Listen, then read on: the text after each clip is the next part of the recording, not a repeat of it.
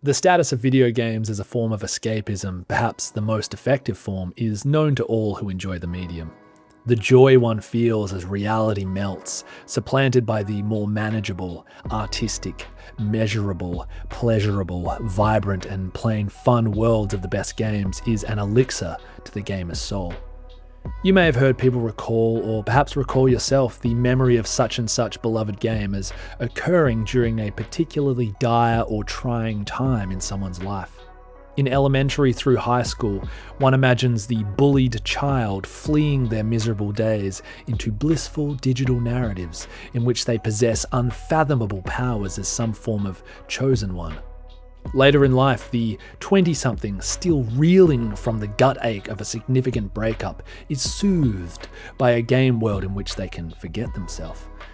Though I'm not exactly there yet, I'm almost certain the middle-aged of our generation can and will find themselves in a predictable rut of earthly meaninglessness, for which the best non-illegal solution is most certainly gaming. Think of how many consoles were sold in the dire 24 months following the outbreak of COVID-19. Games are great in general, however, the worse one's situation in reality, the better gaming gets. From early 1996 till the beginning of 2002, I lived in a West Australian town by the name of Geraldton. Located a 6-hour drive north of the state capital Perth, with a population of less than 30,000 at the time, it's fair to consider my years in Geraldton a rural upbringing. Known for its crayfishing industry, blistering summers, and decent windsurfing, Geraldton is hardly a nerd's utopia. I remember the day they built a McDonald's in town. It was quite literally the biggest event of the previous few years. It wasn't hell on earth by any stretch. Many locals love the pace of life, proximity to beaches, and relatively affordable cost of living.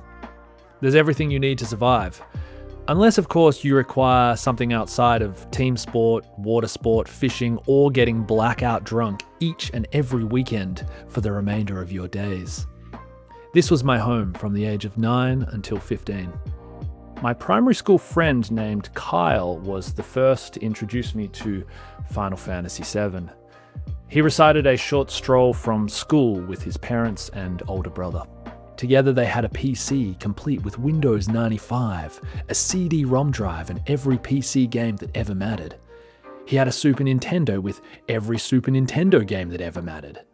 Eventually, they sold the system secondhand to my mother as the next generation of gaming via the PlayStation came to their spacious wooden floorboarded gaming room. By the time I had their former SNES with every SNES game that ever mattered, they had every PlayStation game that ever mattered. It was at Kyle's home that I became exposed to such marvels as Diablo, Fallout, Nightmare Creatures, Resident Evil, 3D Movie Maker, and even Magic the Gathering. These all made a great impression on me and steered my gaming and even artistic preferences in the years that followed. One particular experience, however, would ultimately cast a shadow over the lot of them. We were coming to the end of the Christmas holiday period, which in Australia doubles as the summer holidays. From the weeks leading up to Christmas till the start of February, Aussie kids live in a state of seemingly perpetual bliss, a mythically drawn out period of time in which all one has to do is seek fun. We stood a couple of weeks away from a year as the kings of primary school, as grade 7s. The usual dread of returning to school was quelled somewhat by this fact. At least when we returned, there'd be no bigger students we'd have to answer to. This cast that particular summer holiday in an even brighter light. Thus it was with the languid assurance of a soon-to-be grade 7 that I rode my mountain bike to Kyle's house one simmering morning. I made sure to stop by the store and spend an entire $1 on sour Coke bottles, in the same way an adult feels compelled to bring a bottle of wine to a dinner party. Kyle seemed particularly eager that morning. He had something he wanted to show me. He and his brother had been playing a new game on the PlayStation, a game unlike anything I'd ever seen. Never had Kyle been in such a rush to bathe me in a game's brilliance. After being let in the front door, we made straight for the gaming room, where his brother acknowledged my arrival with a half-assed hand gesture. The PlayStation had been set up in advance of my arrival, and my eyes were greeted with the simple image of a sword floating magically above a dirt-coloured surface surrounded by complete darkness, with the words "New Game" and "Continue" positioned near its hilt. A gloved white hand, which reminded me of Mickey Mouse, had its index finger pointed at the word "Continue." I took a seat on a cushion as Kyle picked up the controller and clicked the X button, producing a sound which even now transports me to another time and place. The first thing I noticed was how many save files they had. Had they really played the game 10 times? Now, this occurred at a time in my life when my cerebral cortex had not yet developed to a level of understanding the purpose of multiple saves. It would take several more years and countless gaming life lessons for me to finally comprehend what at that moment seemed nonsensical. Kyle loaded a game halfway down the list. Evidently, he'd already pondered which exact part of the game to woo me with. This is what he showed me that morning.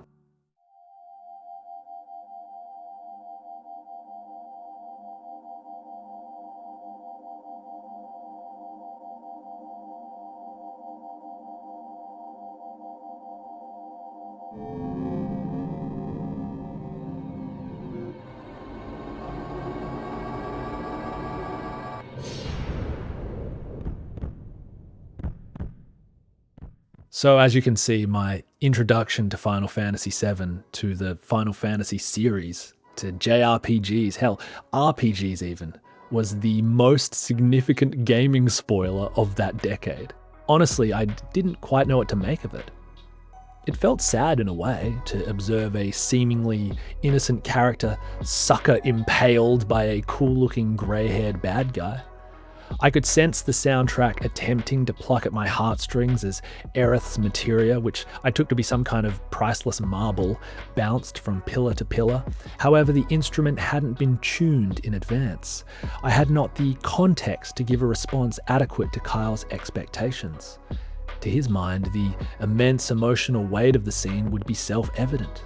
The brightest of 11-year-olds is still an 11-year-old after all. He'd miscalculated.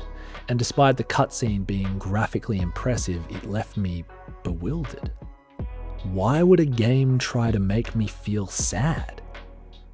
He loaded another save file, this one at the Gold Saucer, which added to my confusion. What kind of game tried to make me feel sad and forced me to ride giant chickens? At this point, I made polite inquiries as to the state of my save file on Nightmare Creatures, which to my young mind proudly stood as the superior game. I'd disappointed Kyle, for neither the first nor the last time. So 18 months would pass before I truly got to experience this here game, which is so dear to me now. I'd been in grade 8 for about 6 months in the Australian equivalent of middle school. To compare my final year of primary school with my first of middle school would be to compare the Wii and the Wii U. I'd chiseled out a really nice position for myself as a grade 7. Far from the best athlete, I'd somehow managed to become the inter-school sports captain. I starred in the grade 7 assembly performance where, and I cannot explain how this flew in a rural West Australian town pre-millennium bug, I'd cross-dressed as Cinderella in our gender-flipped adaptation. I'd also performed well academically in a public school with zero backlash from my classmates. To any who claim to have peaked early in life, I see you and raise you my 11-year-old self. I ran shit in '98 and naively expected it to continue into middle school. It didn't. Without getting too deep into it, let me say that my first year of middle school was the antithesis of that which had preceded it.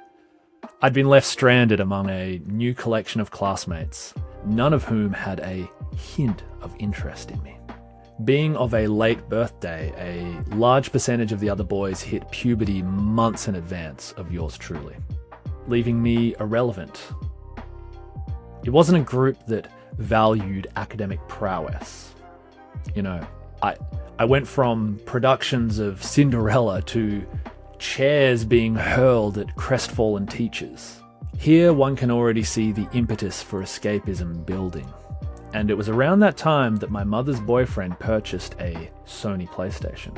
When you watch or read any of the countless videos or articles about this here game, you will invariably hear about it having taken the world by storm, exploding onto the scene, introducing the West to JRPGs and so forth. It's considered common knowledge that Final Fantasy VII was a landmark event, forever changing the gaming landscape in the West. While this is obviously true, it really wasn't the case in the rural West Australian town of my upbringing. It barely made a ripple there. No conversation about it over lunch, nor any visible advertising on the town's scant billboard space. The internet existed, but nothing like how it does today. And so in this atmosphere of complete ignorance I lived, blissfully unaware of what I was missing, until I discovered a copy in the room of another school friend. With vague memories of the cutscene I'd witnessed a lifetime ago at Kyle's house, I popped open the jewel case and retrieved the instruction booklet. Noticing as I did so that the disc was one of 3. I opened to the first page and saw the title, A Struggle to Determine the Planet's Future, atop the game's spiky-haired protagonist and the following introductory paragraph. In Midgar, a city controlled by the mega conglomerate Shinra Inc., the #1 Mako reactor has been blown up by a rebel group, Avalanche. Avalanche was secretly formed to wage a rebellion against Shinra Inc., an organization which is absorbing Mako energy, destroying the natural resources of the planet. Cloud, a former member of Shinra's elite combat force soldier, was involved with the bombing of the Mako reactor. Can Cloud and Avalanche protect the planet from the huge, formidable enemy, Shinra Inc.? I quietly placed the instructions back inside, closing the lid and noticing now the game's elegant cover design. There was something fascinating about it, from the mysterious meteor silhouette to the fact that this was the 7th game in a series I only faintly remembered being aware of. Had there been a single character on the front cover, my interest would have been significantly lower. It felt as if the title spoke for itself. My friend returned with a couple of Pepsi Max cans to find me in a state of quiet contemplation. I picked up the case and asked him, "Is this any good?" To which he replied, "It's fucking sick." I talked him into allowing me to play the first segment of the game, promising not to save over his file. It was with an ice-cold Pepsi Max then, on the floor of my grade 8 friend's bedroom, that I first experienced this. So I completed the bombing mission, accidentally attacking the Scorpion boss at the wrong moment a couple of times, after which we went to the living room to watch our football team play on the big TV. I couldn't get the game out of my head. Several times before leaving, I picked up the case and analysed the back cover. The reaction Kyle had wanted from me 18 months earlier had finally come. I returned home with a singular focus. I would have that game, no matter how I had to do so. I couldn't borrow it from my friend as he hadn't even finished it yet, and who knew how long the game was? It had 3 discs, for Christ's sake. After much pleading and convincing, a deal was struck. If I were to up the household chore ante and receive good grades, if I were to do these and save half the cost of the game through my $10 a week pocket money, then my mother and her boyfriend would front the other half. This could be achieved within a month. 'Twas a hard-fought yet triumphant business meeting. The game would be mine. All I had to do was be patient. Eventually I obtained a copy of Final Fantasy VII, and as you can already tell, it became so significant for me that I'd make a YouTube video about it some 26 years later. Sometimes we are lucky enough as people through gaming, music, film, visual art, literature, sport, or love to experience something transcendent. This was my experience with Final Fantasy VII. Even the box art, which had given it a mystical quality, even the jaw-dropping 30 minutes I'd played at my friend's house, couldn't prepare 12-year-old me for what was to come. What I'd love to discuss with you now is exactly how and why this game was and is so dear to me. I recently replayed it for the first time in about a decade, as I wanted to understand how this left such a mark on me personally. You may find some things here that resonate with your own experiences, or maybe not. Either way, I hope you enjoy my personal dive into the crisp, clean waters of FF7. Alongside my general ruminations on the multitude of pieces which I find fascinating, I want to think about the following ideas. If Final Fantasy VII was for me the holy grail of escapism, then what exactly was I escaping to? What was I escaping from? And why am I escaping back to it now? In the first, and likely longest, part of this video, we're going to travel at a canter through Final Fantasy VII for the Sony PlayStation from start to finish. As I played through the game, I kept notes in this trusty Ryman notebook of things which stood out to me, reminded me of my original experience, or spoke to the overall timelessness of the game. The goal is to give a kind of condensed micro Let's Play experience. There will of course be spoilers, but I'm gonna assume the vast majority of you have either played the game or haven't exactly been holding your breath to do so. Part 2 of the video will be a distillation of the main ideas obtained throughout the process of reflection, something more akin to an opinion piece or video essay. You may have gathered already that I'm kind of all about this game. For those of you who think the game to be overrated, inferior to other games in the series such as 6 or 9, or to other titles in the same genre, fair enough. I was careful with my title. This is an exploration of why the game is so dear to me. I hope those of you who share the following experience with me will find some common ground, or perhaps just a reminder of what it was or is that makes a piece of art so precious for you personally. My playthrough of Final Fantasy VII as research for this video was my first in nearly 10 years. I'm playing the PAL version of the original PS1 game on my PS3. God bless backwards compatibility.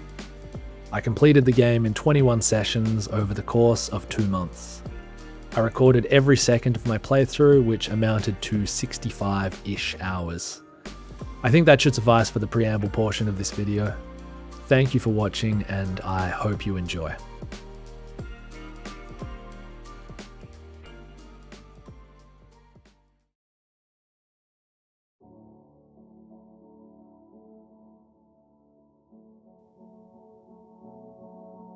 I had a conversation a while back on my Twitch channel about the opening sequence of this game. My conclusion is that I cannot think of a better opening minute in gaming. One could debate the first 20 or 30 minutes, but the way this game starts is molten lava. From the shot of space to the reveal of Aerith as the flower girl, walking through a cyberpunk, steampunk, Japanese noir sci-fi dystopia, then shooting out to reveal Midgar in all its dark mechanical splendor alongside the game's title.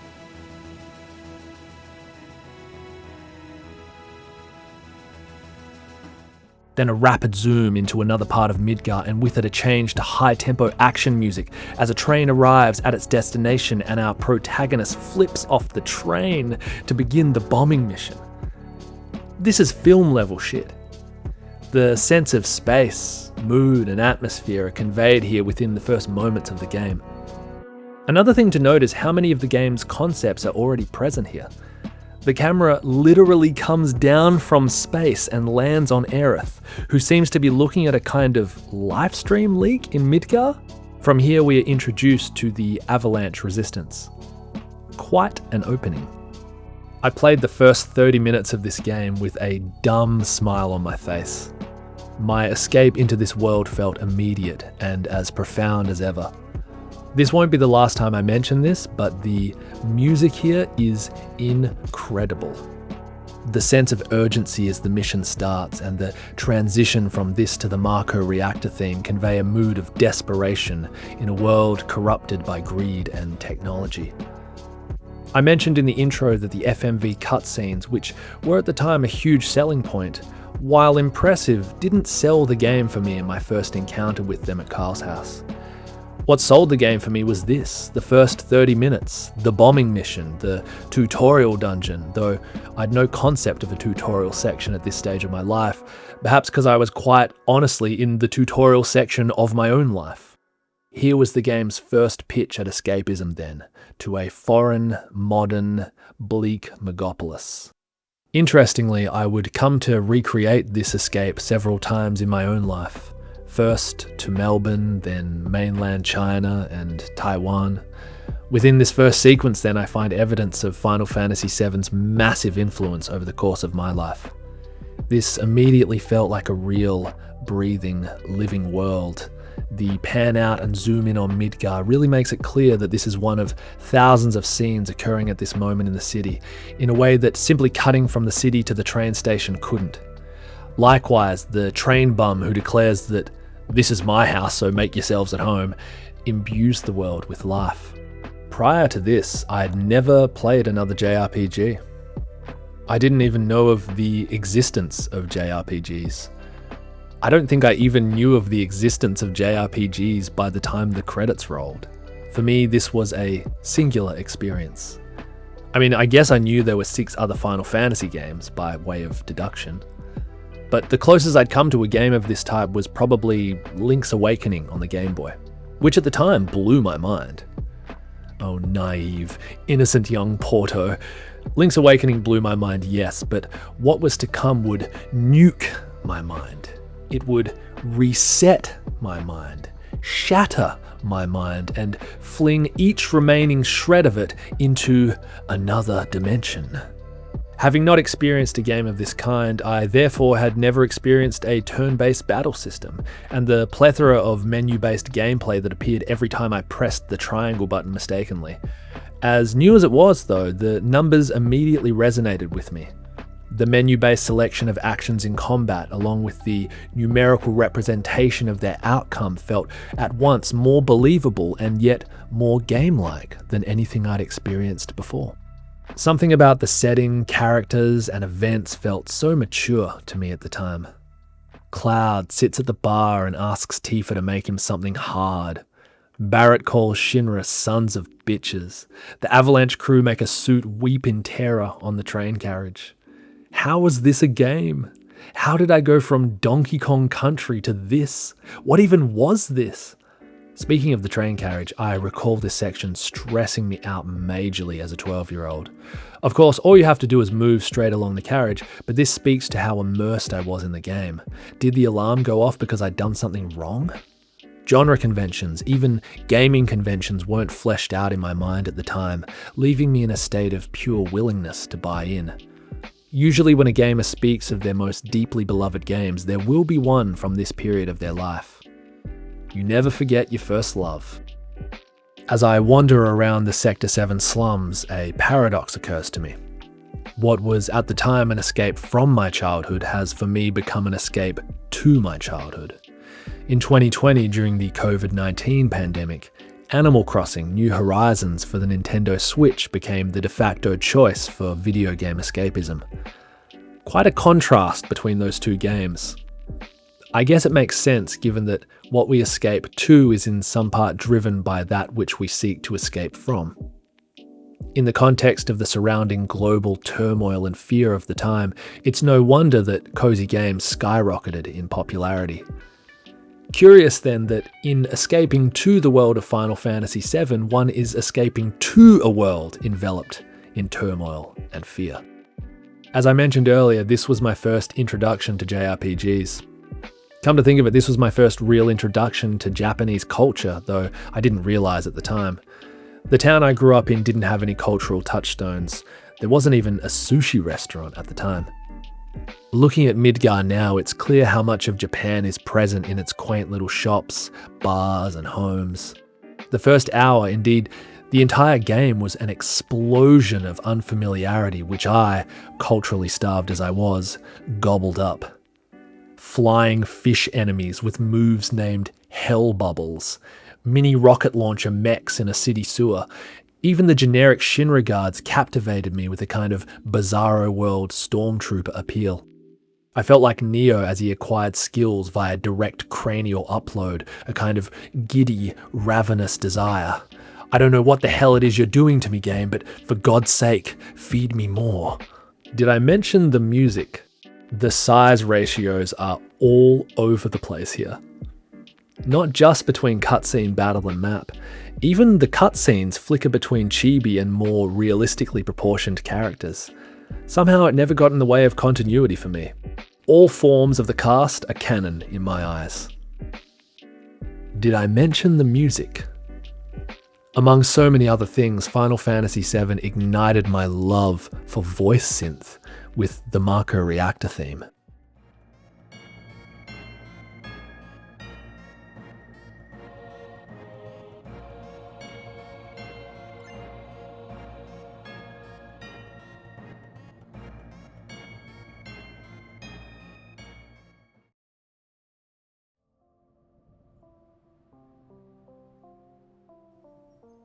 This guy are sick.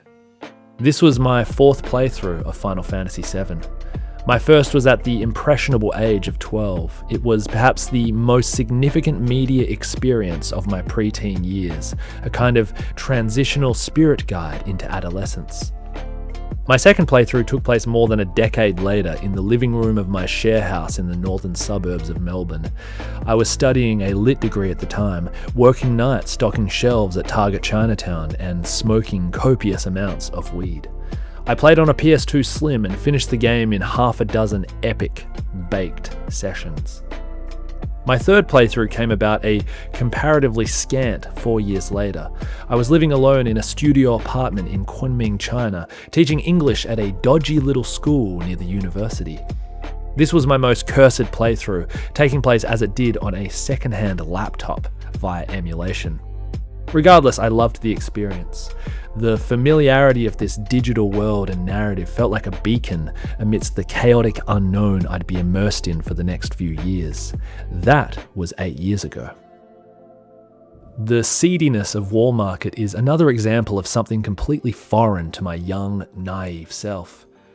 In a way, the themes went over my head. But even as a neophyte, I knew something adult was up, something weird and sex-related. That said, Tifa being at Don Corneo's mansion felt no different to the princess being in another castle. Hang on, is it any different? Innocent minds paint pictures beyond their understanding in simple colours, I guess. Cloud's cross-dressing certainly didn't seem adult. As previously mentioned, I myself had already gender bent in front of an audience, no less, by that age. The inside of buildings in this game reminds me of the scholastic coffee table books I loved as a kid. I'd spend hours gazing at cross-sections of medieval castles or the inner workings of Viking longhouses, dreaming about what it might be like to live in those times. Cloud can walk into rooms in houses, inns, or stores which serve no purpose other than to look around in. Sometimes there'll be hidden items, but it never feels like a waste of time if one isn't there to be found. Coming back to this game as a sober adult feels akin to a parent rewatching The Simpsons with their child, both laughing at jokes but for different reasons. A good example of this is the guy in the toilet who is hyper. Clearly this guy is tweaking off amphetamines, which I appreciated this time round but certainly didn't get as a kid. The activities going on in this part of Midgar are plain as day for one familiar with them even anecdotally, though I wouldn't call them overt.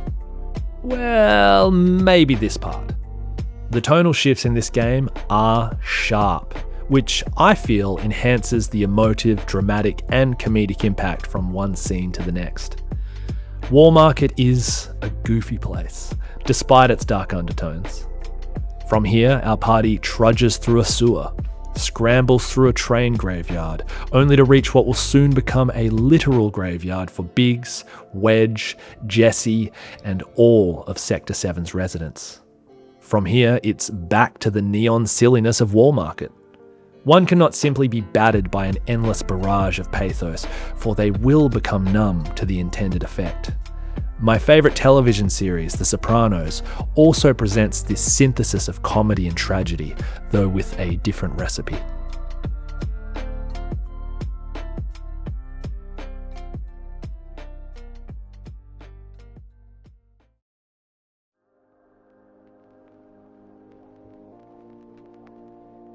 Something which struck me at this stage of the playthrough is the sheer variety throughout the entire game.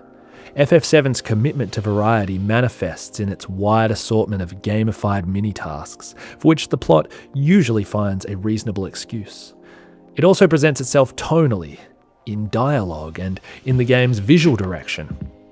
In the Shinra building, we are presented with a long, comically self-aware climb up the stairwell, into one of FF7's cinematically framed transitions, into intense battle, into a button timing and admittedly frustrating stealth minigame, into a logic puzzle about the mayor's password, into another mini-item puzzle, into a reconstruction of the Midgar city map, into a boss battle, into narrative, and so on.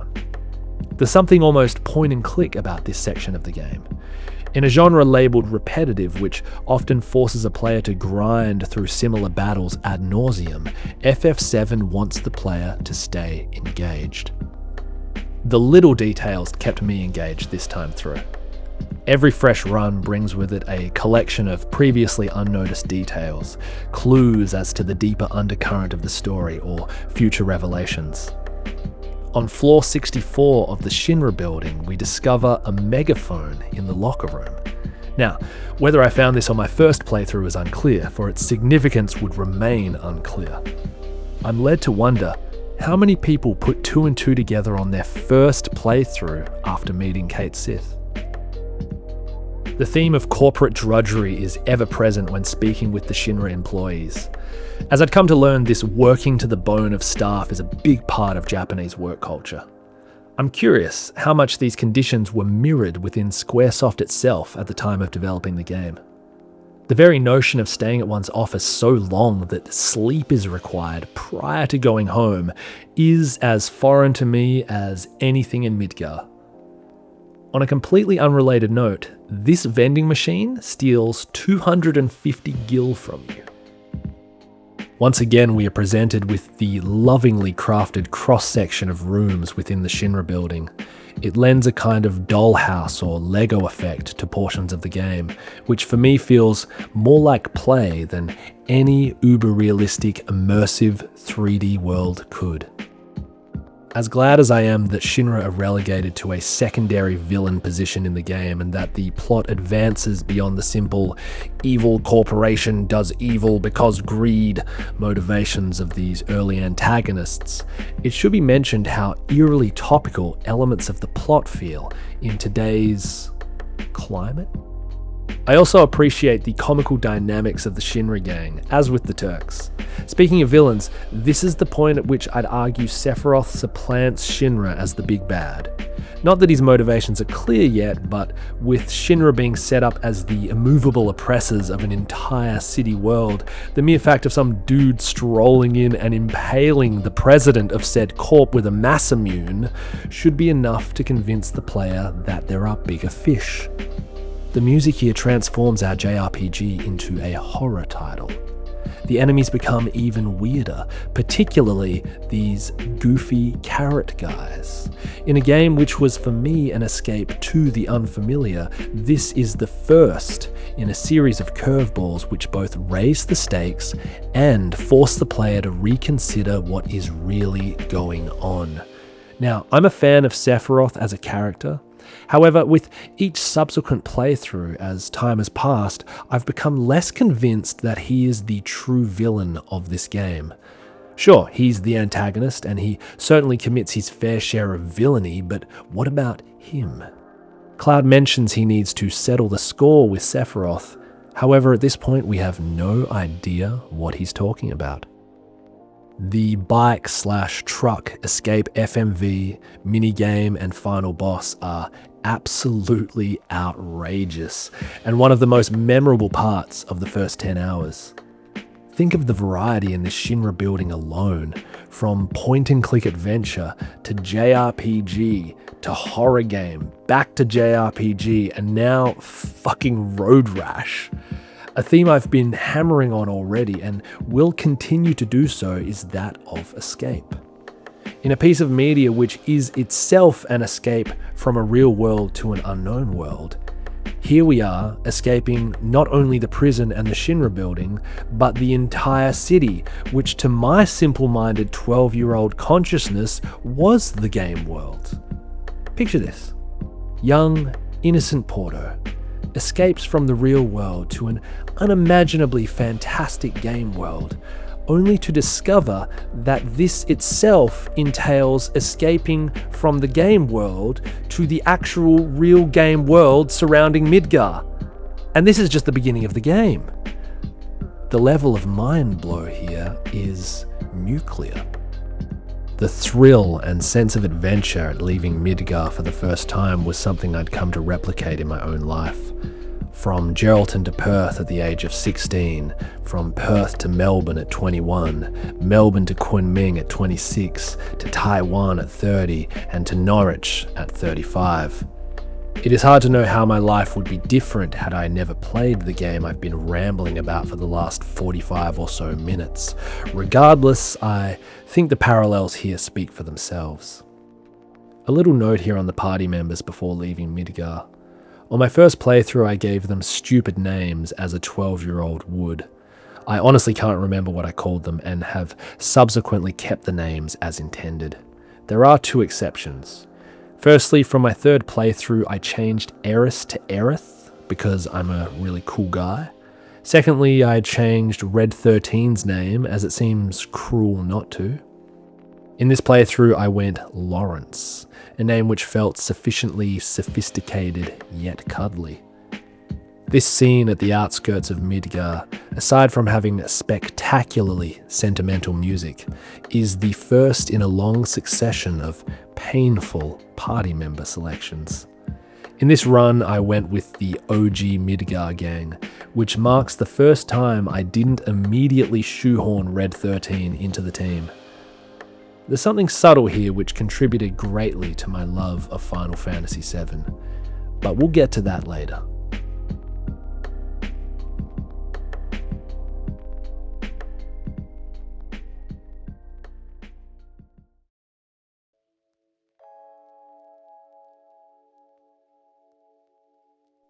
Here we have the first major tonal shift of the game. Suddenly, we go from escaping corporate dystopia to a fully fledged adventure. This was my first experience with a world map, and it really puts things into perspective. If you expand the map, you can see the number of other locations. The sense of scope of everything before you is akin to stepping out from an international airport for the very first time. The first stop is in Calm, a town which served as the archetype for all future JRPG towns I'd come to visit throughout decades of gaming. In ways, Calm feels like a callback to an aesthetic which had been discarded in favour of Final Fantasy VII's bleak, metropolitan opening hours. Its name tells you everything you need to know. Calm is positioned in stark contrast to nearby Midgar, both visually and plot-wise. The only thing that happens here is an exposition dump about important events which occurred elsewhere. The town is intentionally dull. Shopkeepers spout the least inspired NPC dialogue of the entire game, greeting you with the phrase, "This is the item store," or "This is the materia store," or "This is the weapons store." This all serves a purpose, however. For one, Calm acts as a palate cleanser.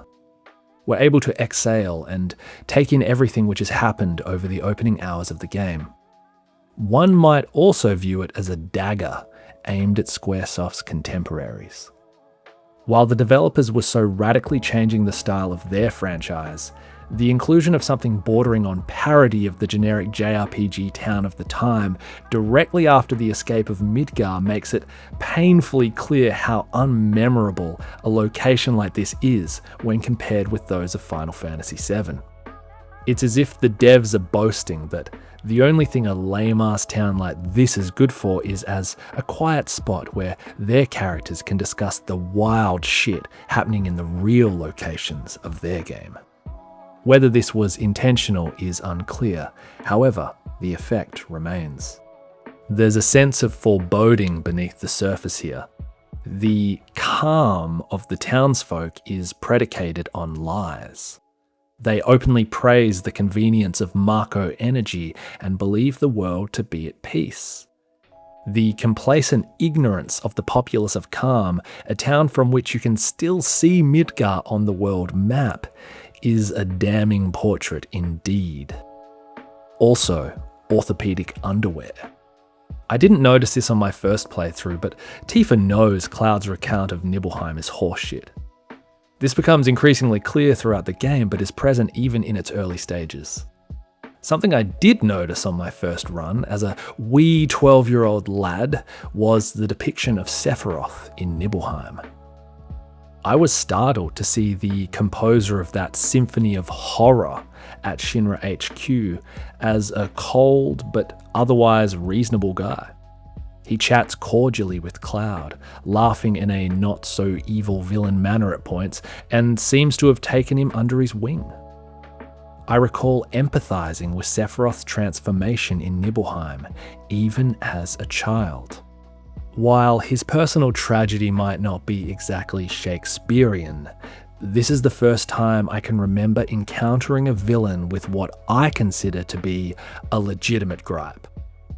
Of all the characters I deem villains in this game, Sephiroth's reason for being so is at the very least understandable. And yes, this scene is still bad as fuck. A large part of this game's power as an enduring and iconic title is its cool factor.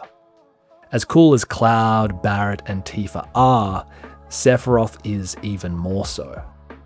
His status as the game's antagonist is complicated, not only by how the plot develops, but by this brief section where he and Cloud are in the same party. This is a legitimately hype moment for first-time players, in which the game numerically depicts his superiority and unfuckwithability. Post-Midgar, the plot becomes Sephiroth-centric. The mythos of this unbeatable phantom, this man in a black cape, is established in Calm and built on in each subsequent location the party travels to. They are perpetually a step behind, but always close enough to feel his influence. A prominent example of this is the Midgar Zolom in the swamp area near the Chocobo Ranch. After messing about trying to catch a chocobo in order to not get stomped by this denizen, we see exactly how Sephiroth dealt with it. A couple of quick notes. Firstly, I always loved fighting in the beach locations of the world map, for reasons beyond me. When I first played the game, we lived a mere 5-minute stroll from the beach, a location I would actively avoid in order to play this game. Perhaps Cloud wasn't the only confused one. Secondly, Fat Chocobo. The status effects Hyper and Sadness are particularly resonant. As I've already mentioned, the developers wanted you to feel something as you played this game. My connection to the party only grew deeper on the realization that things in the game could make them sad. By way of a couple of word choices in terms of status effects, a tone is set. Going back to young Porto, this was the first game which actively evoked sadness. The list of games which have drawn tears from yours truly is anything but extensive. Off the top of my head, I can think of 4, and 3 of those games have the word Final Fantasy in their name. Oddly enough, the scene on Disc 1 which gets me most is not the one which was spoiled for me one summer day in 1998. Rather, it is Aerith's origin story as told by her mother in Midgar. The simplicity of the character models, especially outside of FMV cutscenes, lends them an innocence which makes scenes like the death of baby Aerith's mother at the train station more heart-wrenching. Earlier I praised the variety of gameplay outside of traditional JRPG margins, so let's explore that idea a little more as we make our way to Fort Condor to play a real-time strategy.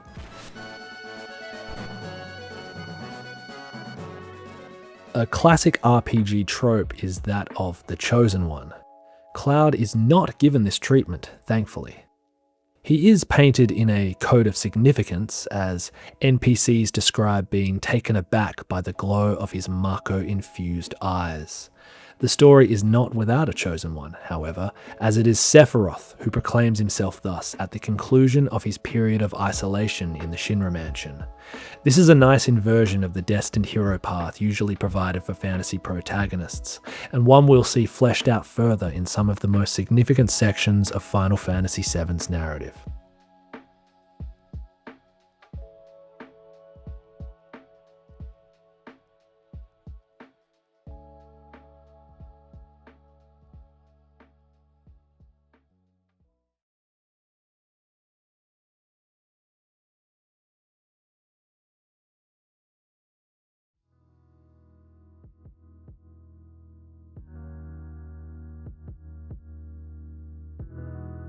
As I traverse the world map now, it feels quaint. It felt massive in my original experience. The overworld theme on Disc 1 packs a truckload of variance and emotional weight. The confidence with which it builds, from trepidation and slight anxiety to the main melody characterized by a sense of serene wonder, then to bittersweet, almost naive piano, back to the main melody, this time slathered with synthetic brass and woodwind orchestral grandeur, then led back again by strings into a sense of mystery which transforms into dark foreboding, and back again into a crescendo which eventually subsides, eases off, and loops seamlessly.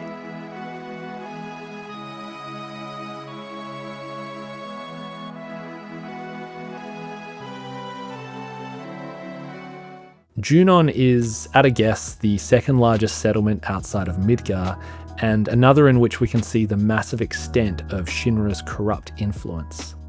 It's one of my favourite settlements in the game, both for its story beats and for the way it humanises the Shinra soldiers and employees. There's something absurdly over the top about a seaside city that doubles as a cannon, and I'm all for it. Cloud's line when asked to give a dying child CPR is pretty odd. But she's just a girl. I'm not quite sure what to think about this. It's almost as if he values her innocence so highly that he's willing to let her die with it. I can't help but wonder if this was lost in translation somehow. There is a voice in Cloud's head. Though we can be sure at least some of it is Sephiroth, it's not clear to me if all of it comes from the game's silver-haired, meteor-summoning hunk antagonist. Is it possible that this is his subconscious? Or the planet? Aerith? Maybe I'm thinking too much about this. Now, I'd be remiss to avoid acknowledging some of the flawed and downright frustrating minigames, particularly on one's first run. The dolphin jumping minigame, if it can truly be called that, was immensely irritating to me as a child. I kid you not, this took me at least 100 tries.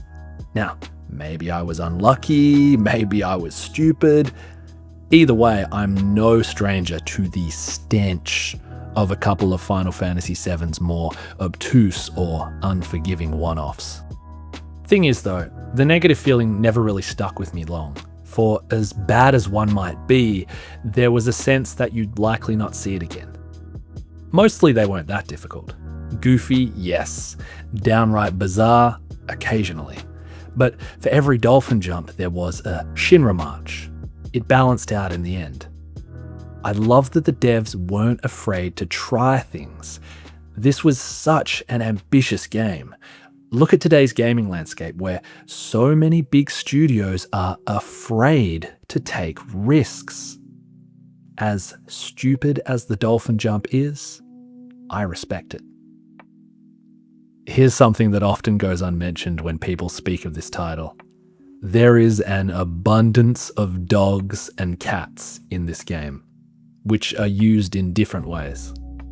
Sometimes a whimpering dog will add pathos to a downtrodden locale, while at other times a dog will bark aggressively, indicating hostility in the area. I love how the Shinra grunts have pet kittens in Junon.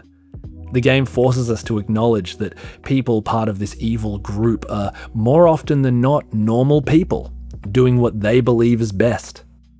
The Turks are a great example of this refusal to otherize those on the other side of the battle line. Here we find Rude getting hammered at a dive bar while his colleagues drink at a classier joint. Small details, yes, but they really fill in the blanks if you're willing to look for them. Hookers at the materia shop.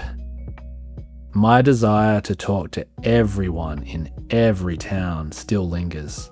For me, the NPCs, though usually limited to 1 or 2 lines of dialogue, are what makes the world feel alive.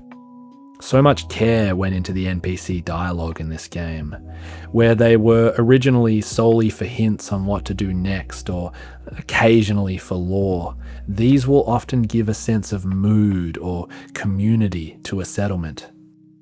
Here we have a guy at the weapon shop who kind of messed up the Last Order, which might not seem like much, but it breathes more life into the line than something along the lines of, "We're out of stock right now, come back later." The cargo ship section really drives home the episodic format of the game, particularly post-Midgar. FF7 was, without my knowing it at the time, my first anime. From Calm to the Forgotten Capital, by my count, is the equivalent of a 12 to 13 episode series. A few extra thoughts from this episode then. Number 1, thank God for the select button. As great as the pre-rendered backgrounds are, they don't always make it entirely clear where the screen transitions are meant to take place. Number 2, Sailor Barrett is S tier. Finally, Genova feels like the first legit story boss. She can cause issues too if you're not prepared. Not that hard, but a step up from what came before. And oh my, that music. The Genova theme is top 5 in the game, easy, and that is saying a lot.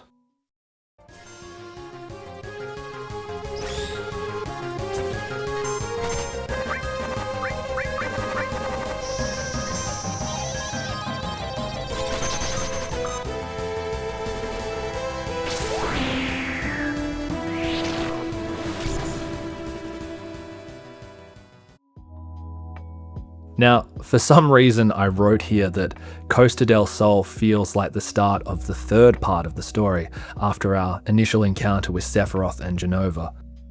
In hindsight, I'm not sure that's the case.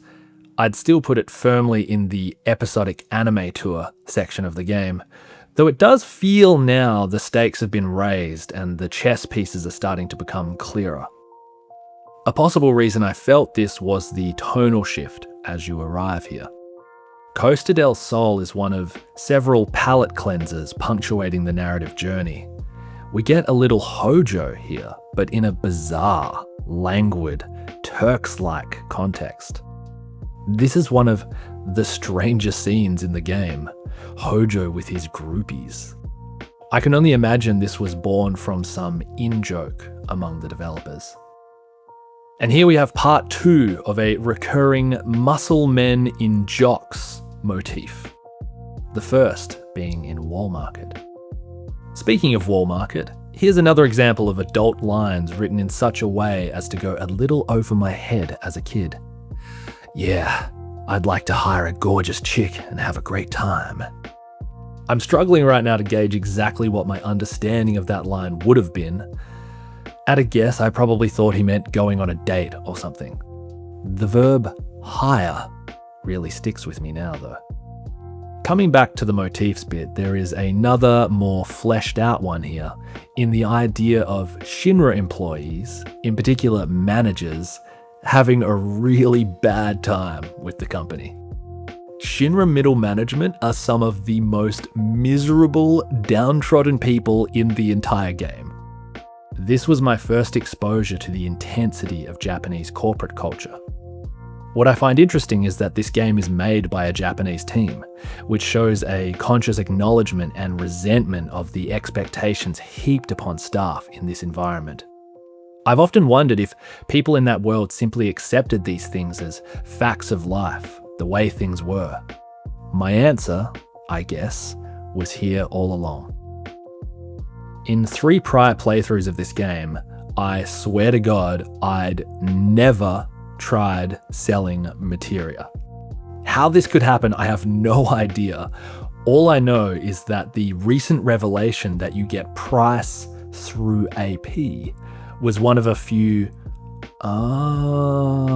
moments I had during this 4th run. The ability to buy a place in Costa del Sol sparked in young me a desire to inhabit this fantasy world. Frankly, it would be a terrible reality. The place is littered with demons, monsters, dragons, cosmic beings, and other weird entities. A mere stroll to the nearest theme park would involve several dozen fights to the death. That said, there is something to the unique character of each town and village that spoke to me.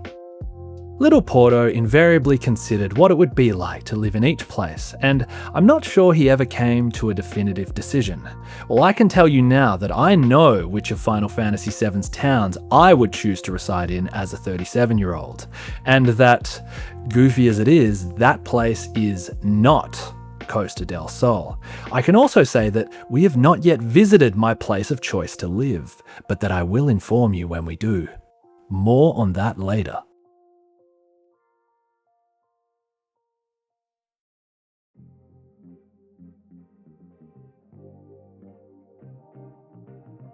When I first saw Cloud cast ice in the bombing mission, I thought the game's depiction of magic was one of the coolest things I'd ever beheld. Imagine then my feelings upon summoning Shiva and Ifrit for the first time. This was inconceivable to me. The notion of summoning mythical beasts to do one's bidding legitimately did not exist in my head prior to this game. Bear in mind that it came out before Pokemon Red and Blue in the West. On that note, Pokemon became a thing in the West at exactly the wrong time for yours truly.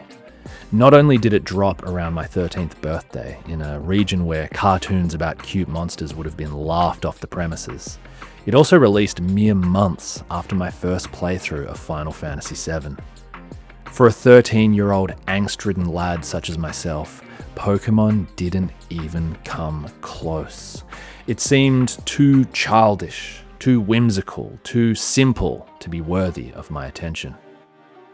As the years have passed, I've come to really appreciate the series, having retroactively enjoyed the first, second, and third generation titles. Were I a year younger or 2 years older, I'd probably have jumped on board as the phenomenon swept across the world. As it was, Final Fantasy reigned supreme. Have I mentioned the music?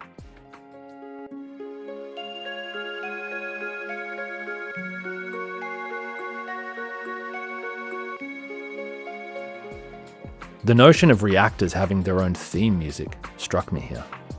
Usually theme music is reserved for a town, dungeon, world map, moments of emotion, or most iconically, for characters. An area's music immediately transitioning upon entry to a reactor is more thematic than gamey. There's something about this piece that perfectly captures the feeling of that mysterious industrial monstrosity, awe-striking yet sinister. It co-opts the materia of wherever it stands into an obelisk of scientific dread. It's dark and pretty damn cool. This is where I used my first tent of the playthrough. The Costa del Sol to North Corel run is probably the longest random encounter grind thus far. Nothing too crazy, just 45 minutes of gradual progress and a couple of level ups along the way.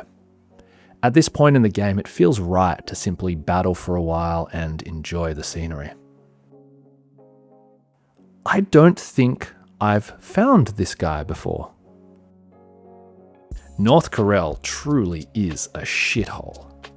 On the plus side, this is where we start to get a bunch of great character development for Barrett.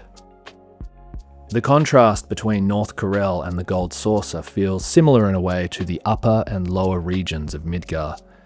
Within reach of a fistful of luxury entertainment and frivolous cash sinks, we have people living in tents.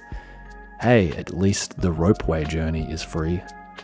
The Gold Saucer is obviously iconic, but really is an oversaturated nightmare. I think this is intentional, though as a kid I doubt I noticed how gaudy it all is. I've been going on about Final Fantasy VII's effective music, and this is no exception. The Gold Saucer theme grates a little more with each successive loop, until you begin to feel the threads of sanity being stripped away, layer by layer. If hell truly exists, then this must be its soundtrack.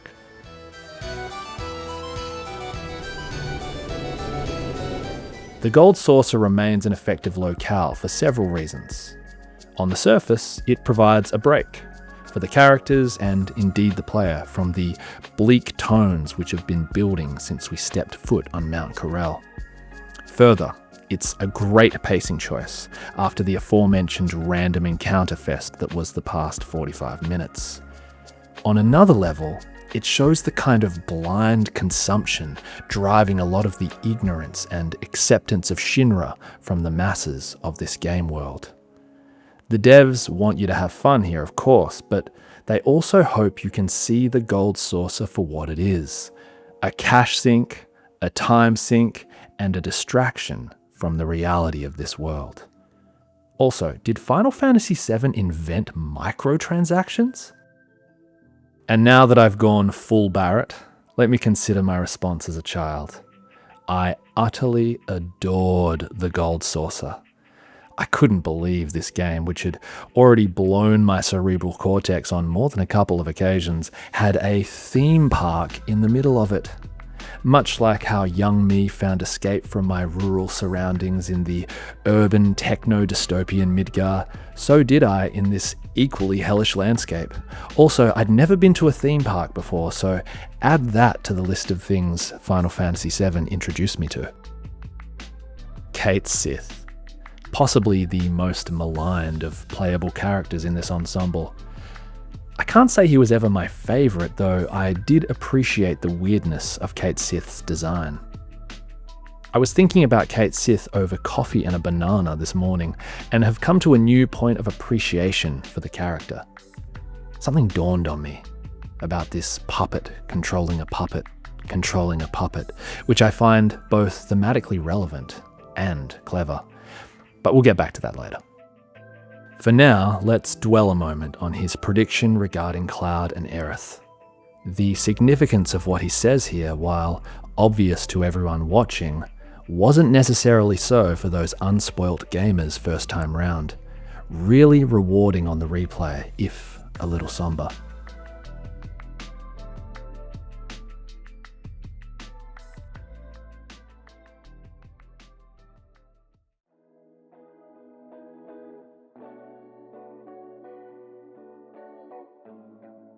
In this part of Barrett's backstory, we are given a scene in which he tap dances comically to avoid gunfire, mere seconds after an old man is gunned down like a dog. Ladies and gentlemen, I'm pleased to present you Tonal Contrast. This reminds me of Beat Takeshi or Park Chan-wook films, of my experience with Central Asian cinema in general. The nerve to even attempt those two moments in the same scene and have either hold weight emotionally is astounding. Better yet, it works in its own darkly humorous way. I recall feeling depressed by Corel Prison as a child. Naively, I thought I'd been dragged down there due to some mistake of mine as a player. Such was the depth of my immersion in this initial run. As a young buffoon, I only had one save file. My standard reaction to seeing a save point was to immediately make use of it. Having done so, and being completely befuddled by how to find the boss of these parts, things began to feel hopeless. All I wanted was to escape back to the Final Fantasy VII world. Yet another escape within an escape. Eventually, young Porto figured out the desert. Or maybe I just got lucky. Regardless, the reveal of Dyne as the boss, and subsequently of him being Marlene's father, was big. And then, another brick wall. The Dyne fight with Barret destroyed me as a kid. I recall being stuck, unable to get past him, needing to level. The misery of turning the PlayStation off before being able to escape Corel prison extended into my school hours. I couldn't focus. It did teach me a valuable gaming lesson, however. I needed to level the whole team, not just Tifa and Aerith. This time round, a level 20 Barret cleans him up and allows the story to keep moving with ease. Dyne's suicide is heavy, man. This guy has done so much evil in the world, blinded as he was by rage and grief that he deems himself unworthy of his innocent daughter. As much as this was a low point in the game for me as a kid, as an adult I view it as one of the better story beats. Barret got fucked over and lost a lot of people, and it feels like his struggle is to not become like Dyne as a result. And in the tonal tennis match that is this portion of the game, we're now racing a chocobo inside a virtual world. I obsessed over this shit as a kid. Esther, the racing agent, remains interesting despite playing a small role. The way in which the Corel prison guy describes her versus how the glamorous jockey Joe speaks about her are, you guessed it, in stark contrast.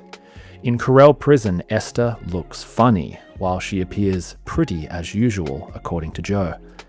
Let me make a clumsy attempt at an analogy.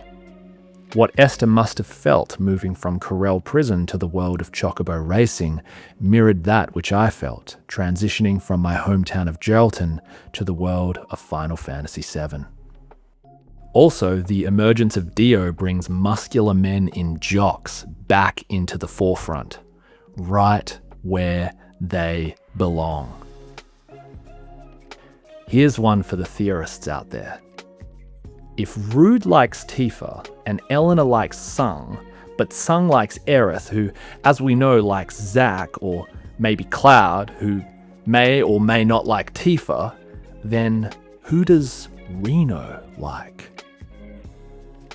On the topic of Shinra lackeys, the party's trust of Kate Sith is pretty ridiculous. As a kid, I didn't see it coming, and perhaps the trader's outrageous appearance is something of a distractor. Still, it doesn't take a sleuth to smell a rat here.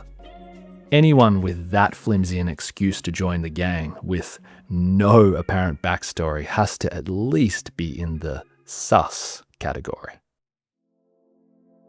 My excitement at discovering a new summon materia as a child was akin to actually finding some ancient god under a rock. I could hardly wait to try a new one, and would more often than not use it for the first time on an unsuspecting ski or Nibblewolf, rather than waiting for a worthy adversary. This dialogue between Tifa and Cloud outside Zack's home feels like a roast. Clearly she knows this man is full of shit about Soldier. Is she hiding it from Cloud because she doesn't want him to face it? Or is there something that she doesn't want to face? Similar to my fantasies of living in FF7's towns as a child, I also enjoyed looking around the inns, imagining which would be the most comfortable to spend a night or two in. Gongaga Inn is not that place, though there are worse. More on that later. In a settlement where the defining attribute is loss and sadness, in a game with a heavy emphasis on loss and sadness, this sad man tells us about the collective losses of Gongaga village. And what do? Take his goddamn treasure. Additionally, in that very same game, the plot of which revolves around a group of individuals' search for identity and meaning in a world threatened by existential catastrophe, facing loss and grief at every turn, we have 8 frogs and a dog. My final rumination in this section regards one of the 2 optional characters in this game. I've heard several people criticize Final Fantasy VII for allowing these characters to be missable, as they offer a significant amount of plot and general world building. Personally, I loved the fact of secret party members as a kid, particularly in a non-internet world. More importantly, Yuffie's menu art is the biggest troll face I have ever seen in a playable RPG character. Seriously, just look at that. It's like...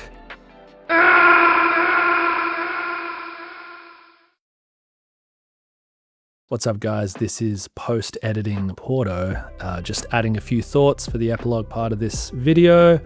Firstly, thank you so much for watching or listening to this point. It really means a lot. This has been a big passion project of mine, and while I know it's not perfect, it's not even close. Particularly on the technical side, it really means the world to me that you have gotten to this point. Secondly, yeah, look, like I said before, it's not perfect. I know there are a lot of audio inconsistencies throughout the duration. This is due to a number of factors, changing of setup, changing of moving around of the space, life getting in the way, processes changing, general incompetence, you name it. It's added to the inconsistency of the audio. I'm working on getting better, getting more consistent. This is not my strong suit, but yeah, look, please bear with me while I improve and learn.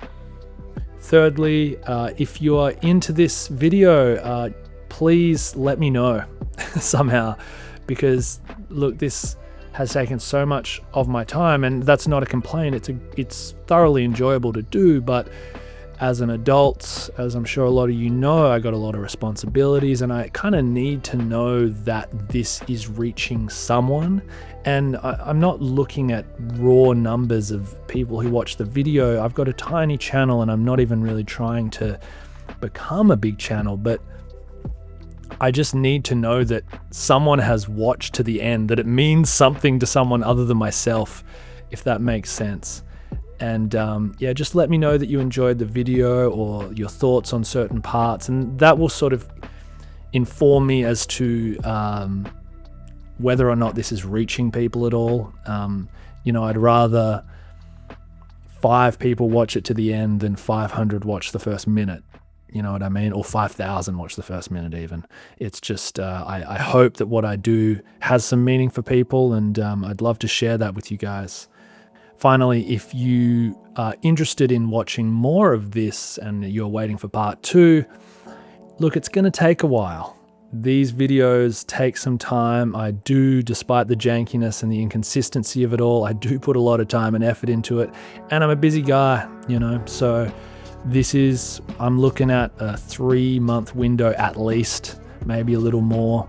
This is my main focus on the channel. I just want to pour effort into one thing and work on putting something out that people really engage with and that holds some weight and value for people. So yeah, look, it's going to take me some time to do that. I don't just want to dump something on people's heads next week that's sort of half-assed or whatever. So yeah, be patient. You know, if you'd like, I'd love you to subscribe, join the Discord, do all those things. You can find all the links below. I won't shill too hard. But to reiterate, really glad you made it this far. Tell me what you think. Tell me everything about FF7. I just really wanted to, you know, when you have a game that just means so much to you, or not even a game, just an art form or a film or a song even that means so much to you, and you just want to express the ways that it moves you and the thoughts that it gives you and the way that it enriches your life.